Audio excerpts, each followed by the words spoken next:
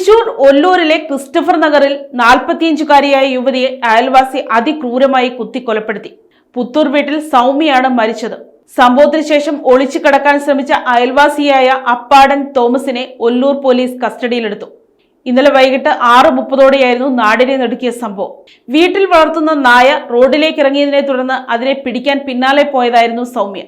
അതിനിടെ കത്തിയുമായി എത്തിയ തോമസ് സൗമ്യയെ കുത്തുകയായിരുന്നു. കുത്തേറ്റ് അരമണിക്കൂറോളം റോഡിൽ രക്തം വാർന്നു കിടന്ന സൗമ്യയെ പിന്നീട് ആശുപത്രിയിൽ എത്തിച്ചെങ്കിലും ജീവൻ രക്ഷിക്കാനായില്ല.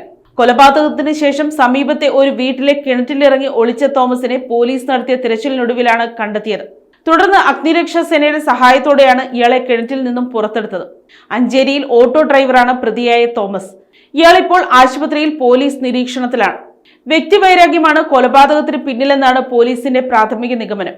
പ്രതിയുടെ അറസ്റ്റ് ഇന്ന് രേഖപ്പെടുത്തും. ആഗ്ന, ആരോൺ എന്നിവരാണ് മരിച്ച സൗമ്യയുടെ മക്കൾ. സംസ്കാരം ഇന്ന് നടക്കും. News desk, Kottarakkara media.